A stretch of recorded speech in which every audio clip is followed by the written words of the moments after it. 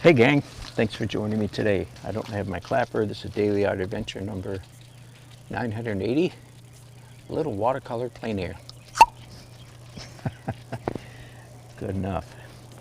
Let me pick you up real quickly and show you what I'm looking at. I'm right across the street from the Ocracoke Seafood Company. A lot of nice details there. I don't know how many of the details I'll actually try to catch, but and I'm drawing on a watercolor block. I started a different sketch here the day before yesterday, and I'm abandoning that. I'll tell you what, let me turn it over so it's less distracting, and start making some preliminary marks here. So this is what I call my watercolor sketch.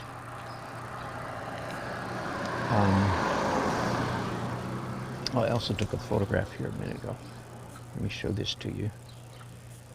I took a photo in HDR Pro. That's it. Hang on, I'll get it right here in a minute. That's a, there we go. If you remember, when you're doing plein air, you're either going to like the lighting that's there as soon as you show up, or you're going to predict lighting and so on. And whoa, hang on, this is not the right picture. Huh, I guess it is. Okay, I thought I cropped it a lot tighter than that at the top. Anyway, you're either going to choose the lighting, the initial lighting when you first show up, or you're going to try to predict what the light's going to look like in a little while. And once again, as it happened to me the other day, I'm actually very much liking the light that's here right now. So I'm going to try to capture it real quickly. One of my favorite words for what I'm looking for as an artist is grit. I'm looking for real life stuff that looks like work. It's sort of a funny way to look at it. Stuff that looks like somebody's been living and working here for a long time. Okay, so that was a kind of a, what do they call it? Purplish red. Creative name. Now I'm going to go to a slightly darker color and make some decisions. It's not different enough. Let's do a green. No. Let's do brown. Nope. I want a dark blue. Evidently, I like the pencils that have the color of the pencil is the color of the lead. I just discovered, evidently I like that because I don't like to have to look at in detail.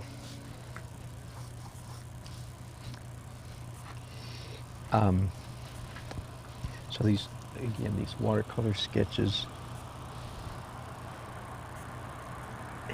Maybe I'll turn you a little bit.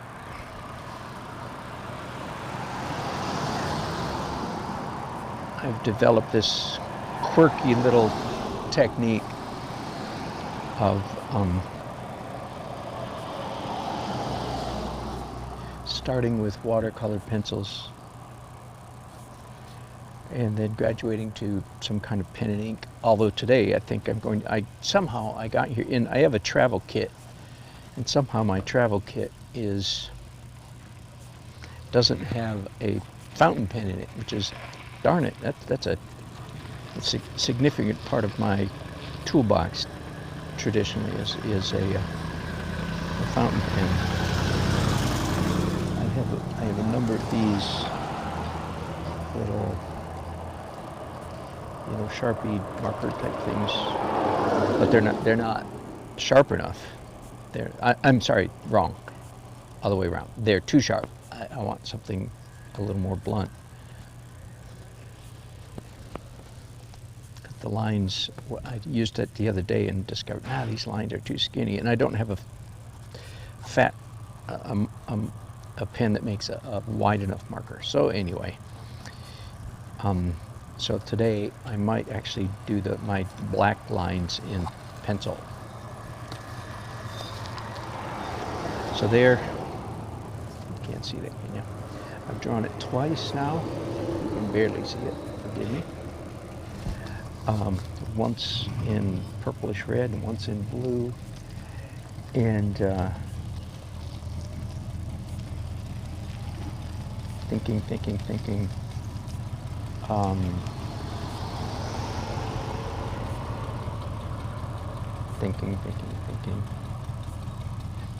Normally what I do at this point is draw with a black fountain, a permanent India ink, waterproof ink, and I draw.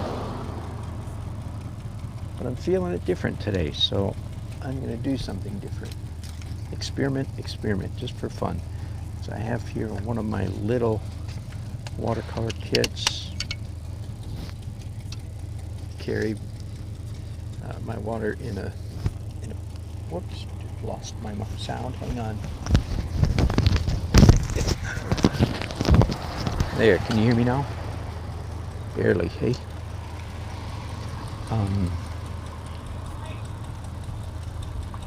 Yeah, experiment. So I'm dipping my brush in mostly in ultramarine blue. I know, you don't have to say both the word ultramarine and blue, do you? I know that. Leave me alone. That's just in case somebody's watching who doesn't know what ultramarine is. Dark blue.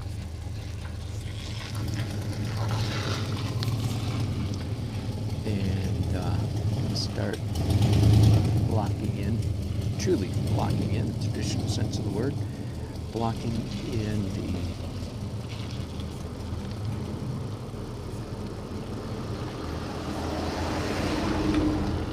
some of the dark sides of this.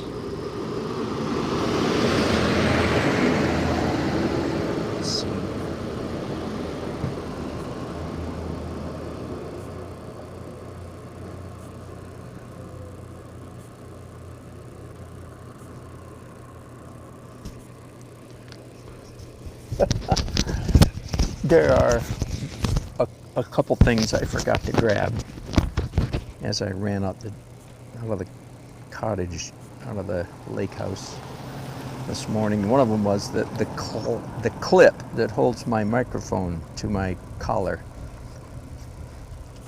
Just, there's too many things to remember. So I've just got this wireless mic stuck inside my t-shirt. So if I disappear on you, it's because my microphone has slipped down inside my t-shirt. Well, that's more information you wanted. Too late now.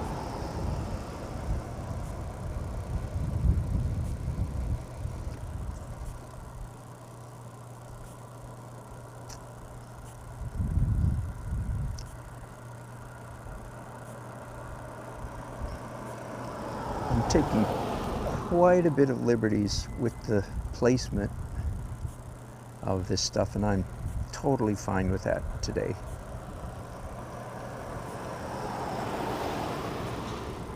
Definitely trying to capture the essence of this. The building has really good grit, that's the word. As I said, I've been using lately to describe, especially if I'm describing it to a non-artist. Remember, many years ago now, my wife and I traveled all the way up the East Coast. We live in North Carolina, on the East Coast of the United States, for those of you who are not Yankees. And here's a fun quiz. How far can you drive north on the East Coast before you can't go any further and you'd have to take a boat to get to the next thing? Anybody want to take a guess? How far north can you drive before you can't drive no further? So the answer is Prince Edward Island.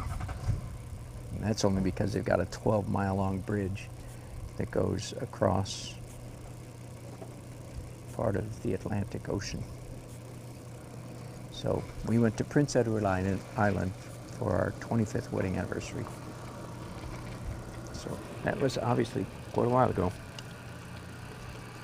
And had a great time. But so we got there, and I took all my painting stuff.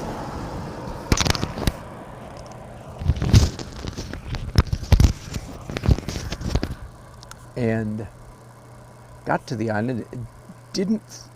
It was a little bit like coming to Ocracoke. I didn't find it easy at first to figure out what to paint. It's sort of like, at least for me, a couple of times in my life, I've had to get my sea legs, get my art legs under me. Go, man, what do you paint around here? There's some places where it's real obvious what to paint. And there's so much to paint, you don't know where to start. I would think like Mackinac Island, Michigan, the Grand Hotel, the Mackinac Bridge, and there's so many literally grand things to paint. It's like, oh my goodness. But that's not always the case, and I found that not the case on Prince Edward Island. Found that to be the case here in Ocracoke the first couple times I came here as well. And it took me a while to get my bearings. So that was what happened on Prince Edward Island, and that's where I came up with this term, because I'm trying to describe to my wife, because she says, well, what are you looking for? And I said, well, I'm looking for old stuff, but not like, Revolutionary War antiques. I'm not that kind of old stuff. Anyway, and that's where I think first came up with this term. I'm looking for stuff with grit. My sweet mother-in-law, who I love, she's now 92. She was much younger back in the day. And she never did ever figure out how an artist thinks. I told her one time I was going to this town in North Carolina called Tarboro to paint. Kind of like it sounds. It's got that, the name has an old-fashioned, old English ring to it, right? She turned up her nose and said, ew, there's nothing good to paint in Tarboro. By which she meant there weren't any nice new shiny houses in Tarboro worth painting. Why would you go paint there? Ew. And she was in my father-in-law owned a lighting fixture store, so they were very much, and this was in their territory, if you will. So they were very much aware of, where building was going on. They did a lot of work with contractors. So she knew that no good building was going on in Tarboro. She said, ew, there's nothing to paint in Tarboro. And I quite disagreed with her. There's actually a lot. There was a lot of grit in Tarboro. So anyway, that's just one of the words I used to try to explain to myself what it is I'm looking for. Another word would be, I'm looking for, you guys see that with this, if it's in the sun, it's blasted out, isn't it? And if it's in the shade, it's too dark. Welcome to reality, folks. Another way to describe, I think, I am not unusual in this regard. All right, now this is still damp, as you can tell, but because I'm doing the drawing now in jumbo jet black pencil, I'm going to stick with my sketching grip. Guess that this is my sketch grip, and this is my drawing grip. This is details. This is big stuff. Right? We've talked about that quite a bit over the years. When you draw this way with this grip, it's just basically hold the pencil in front of you, slap your palm on it, and grab it. It's basically that, except that then, well, if you tuck it under your pinky and bring it up there to the end of your thumb, see, it's secure. I don't have to hang on to it. It just stays there. Anyway, when you draw with that grip, your whole arm is moving. Whereas when you draw with this grip, look, it's your fingers that are moving. And maybe you've heard me say this before. The part of your brain that controls your arm is a better artist That's the best way to think about it, in my opinion. It's a better artist than the part of your brain that controls your fingers. Right?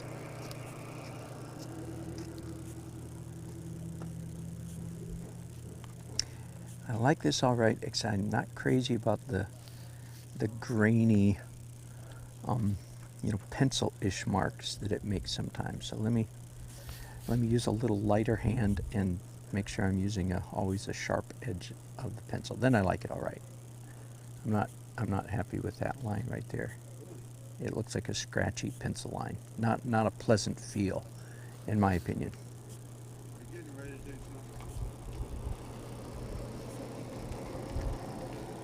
something. Okra Coke seafood. Notice the drawing, the detailed drawing grip now, right? Y'all getting ready to start working on it?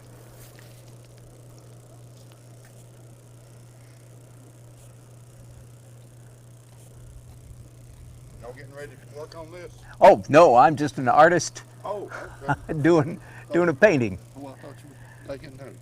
No. Oh, no. There's 7 of us on the island this week. We're all Oh, well. artists painting all here and there and everywhere. Oh, okay. And I'm just doing what? Where are you from? Looks like you're from ECU, are you? Raleigh. Oh yeah, me too. I'm from Raleigh. Yeah, my son went to East Coast. Yeah, mine too. You see the back of my shirt?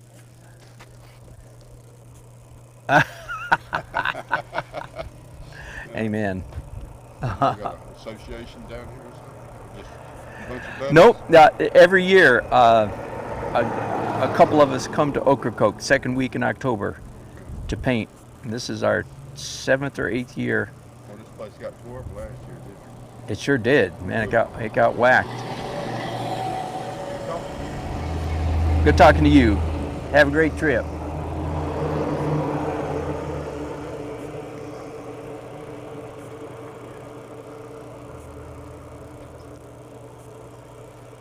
I guess I'll do lattice down here.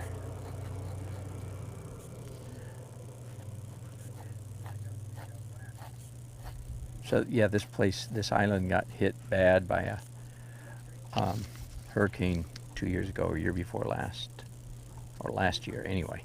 I can't remember. No, it was year before last. Yeah, and got hit really bad. Somebody said the worst in Ocracoke history, which is pretty amazing to me if that's the case. I mean, this place has a 200-year deep, English history. There was a red pickup sitting right there, but I don't want a red pickup. I want a person on a bicycle. Bicycle is one of the main modes of transportation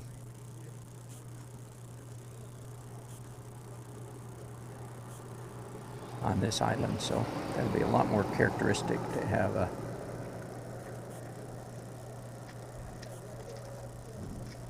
bicycle. Part of the reason for doing a sketch like this, if it turns out, of course, I'll put we're having a a porch sale, pop-up gallery sale on Friday evening here.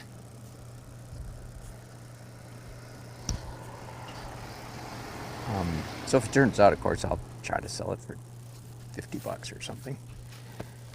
If it doesn't turn out, no big deal. But part of the reason for doing it, of course, is to be a sketch for a full painting, for a real painting, quote unquote. I'm having a hard time with sunlight and shadow myself here, by the way. If it looks like I'm having trouble, it's because I am. Did I finish a topic? I was talking about something when that man came up and asked me something. Stick a chimney there that's not actually there. Another chimney over here. There's a chimney that is there, or a vent. I don't mean a chimney, but whatever it is. Let's do a little bit of more color.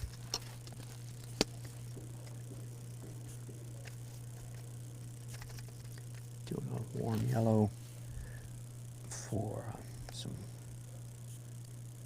lumber color over here, plywood. Let's do the same thing over here. This is completely fictitious color now at this point. These buildings are all, in reality, are all white, but I don't care about that.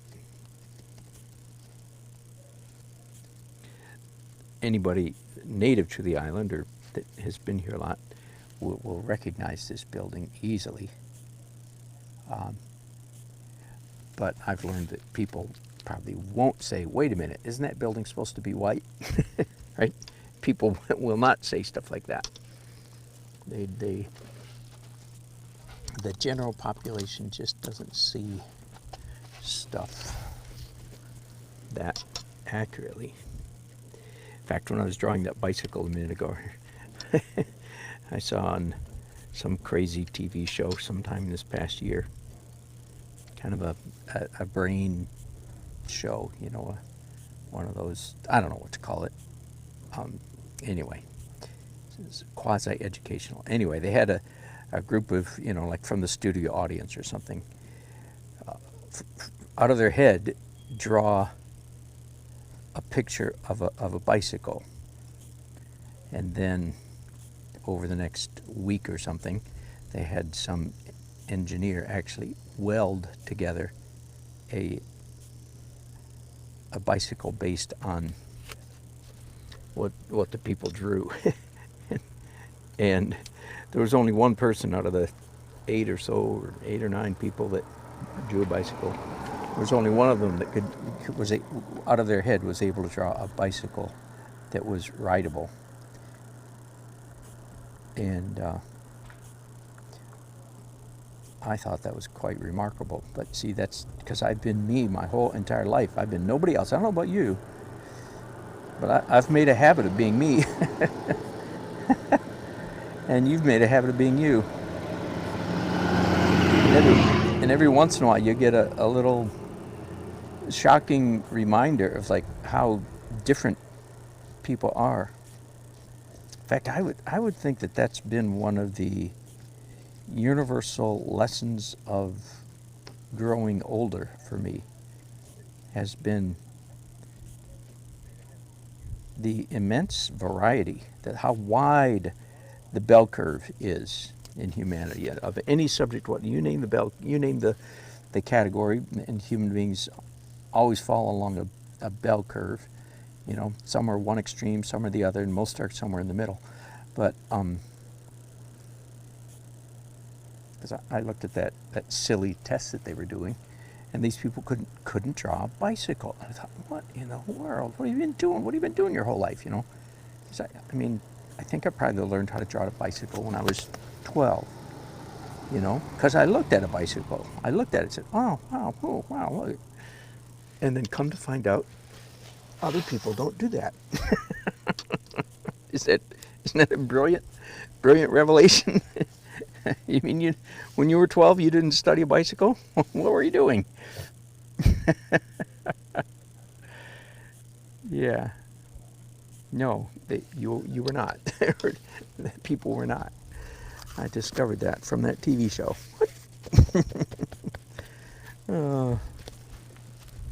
Whoops. My ear just fell out of my ear. That helps me know if suddenly my sound disappears. I've got a monitor, a little homing device in my ear. Anyway, one of the things I've learned as I've gotten older, that people are way different in every way. Like, some of you know, I'm a pretty serious, practice every day kind of trumpet player. And I took lessons from some really hotshot trumpet teachers back 150 years ago when I was a kid. And I need to reach over here for a bigger brush. 1.5 inch brush.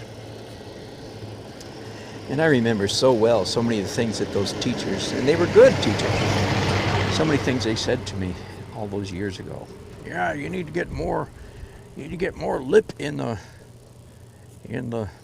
mouthpiece, and all kinds of stuff, all kinds of musicians are crazy. Musicians really are. They're more into metaphysics than physics, to tell you the truth. Hang on, I'm gonna do one more real quick wash, and then I'm gonna pick up my whiteout pen.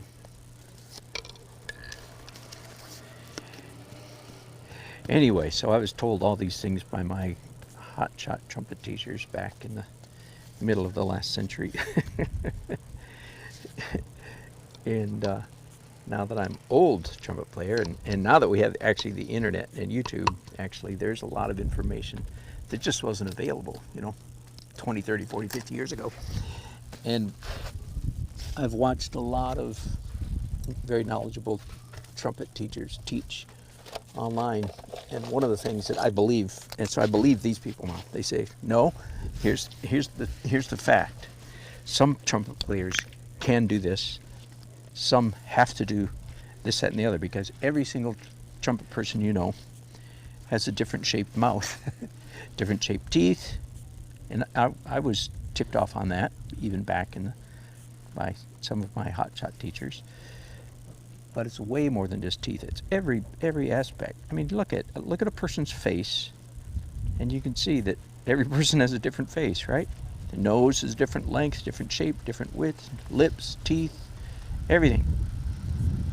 So when you're dealing with something as finicky as playing a musical instrument with your mouth, there's going to be a wide range of experience. Anyway, I'll get off that. The point being is it's been a good and frankly a more enjoyable journey in, as I say, older age. It's been an enjoyable journey in discovering, like, oh, wait a minute, not everybody's the same. I know that sounds so stupid to say it. It's like, say it that way. Like, what did you think? I know there's more of a variation than I had thought as a young person. Everybody should do it my way. That mentality. All right, so you see me here. I'm using, this is not an art product. This is a office supply product. It's a whiteout pen, correction pen. And no self-respecting artist, frankly, would be caught dead using such an unsophisticated tool as this whiteout pen.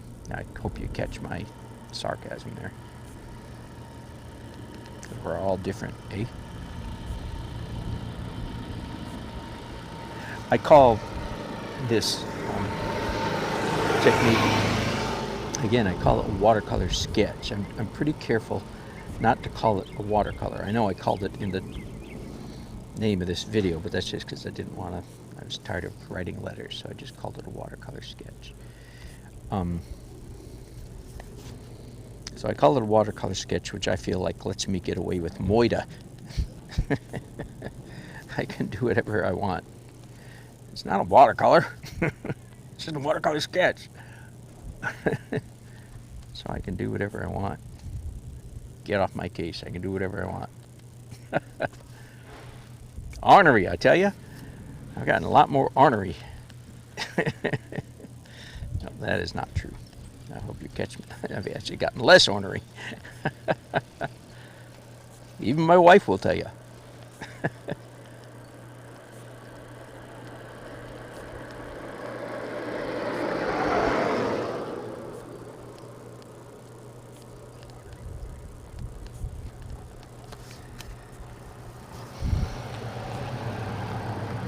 See, so this whiteout, it's a very literally a blunt tool. I don't mean that we often use that word in a word picture, in a picturesque manner. I don't, in this case, I mean it in a very literal manner. It's actually literally a very blunt tool. It makes fat lines. But if you just let it be what it is, it really does have a certain charm about it. I've done, especially it seemed like the faster I work in this medium, the better artwork I produce. Just whack it out, man. Just do it fast. Which is part of the reason I do this, again, what I call watercolor technique, is because it's fast. Way faster than a literal traditional watercolor, as you can see. I don't worry about saving my whites very much, right? And as you can also see, so the watercolor pencil that I put down initially is very much part of the finished look. Let me see if I can give you an example. Let's say there's some part of the watercolor pencil. I just put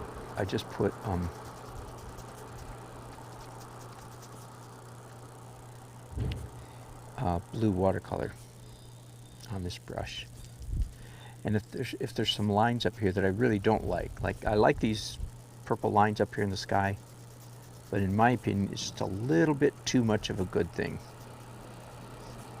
So you see what I'm doing. I'm just scrubbing those lines with a watercolor brush with blue paint in it. And I've pushed them back considerably, and it looks good. Now, let me do something else. I think I've got a bar of soap here somewhere. Hang on just a second. I'm supposed to have something like that in here. This is my travel kit. Watercolor accessories. Oh, and there's a bottle of valve oil. Well, hallelujah, I need some of that. Alas, I do not see any soap. One tiny drop of liquid soap, or one swish. Let me look in here.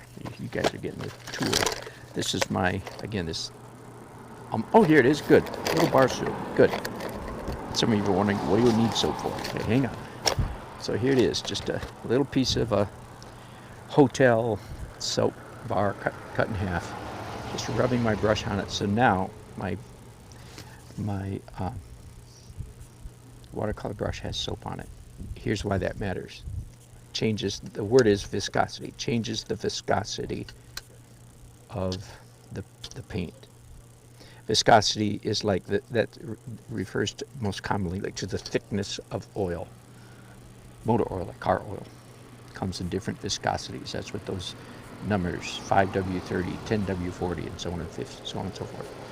5W50, that refers to how thick is the oil. So putting the soap on this brush changed the viscosity. And why does that matter? Because it enabled me to do watercolor on top of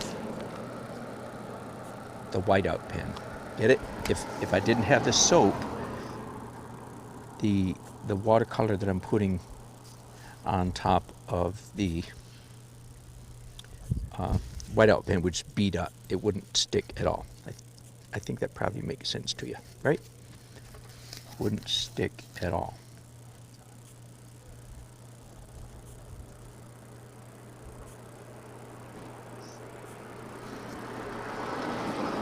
And of course, I can't do it right now. I have to wait for it to dry. But now that I've painted over the whiteout, I can come back and do more white on top of this white. And and then it'll be white again. Does that make sense? Mostly I'm just using this yellow orange right now to give the feeling of a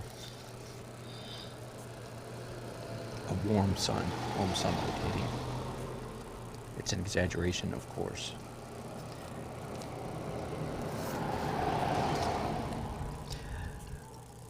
But I think I'm going to stop right there. Here's what I'm going to do. Well, first of all, this is a watercolor block.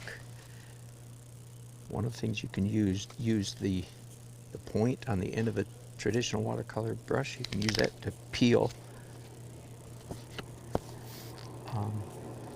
This is a little bit premature because I'm not really done with this painting, but I'm impatient. So I want to get started on my next drawing. I'm going to let this dry. I'll come back and work. Okay, so let me tell you where I'm going with this. And again, I'm going to try to keep it fast. But I could do whatever I want on this drawing. I will use pen and ink, maybe more black pencil. I'll do more white, black, and color. Everything on this. So that's sort of like layer number one.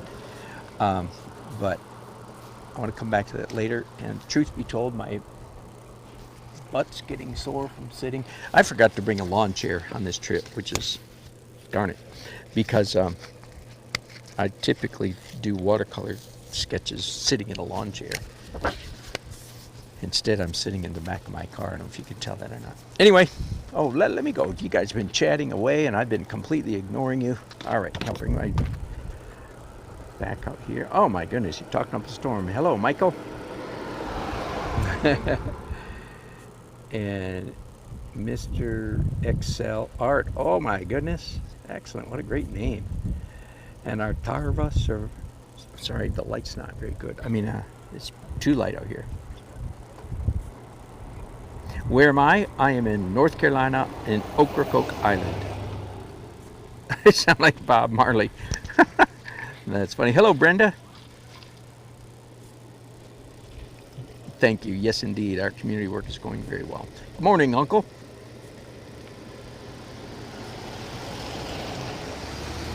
Michael, yeah, we barely caught you. 6 p.m. Uncle says, I tried watercolor ground gesso on a canvas the other day. Worked pretty good. Yeah. I can understand that. Has a gluey consistency. Yep.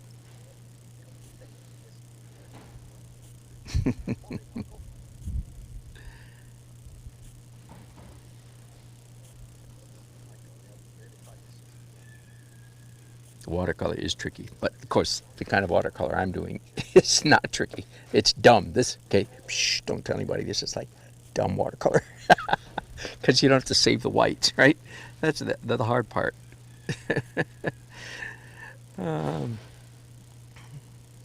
Hey, Matt's art stuff and Ed's Yandahan. Thanks, guys, for chatting. I appreciate it very much.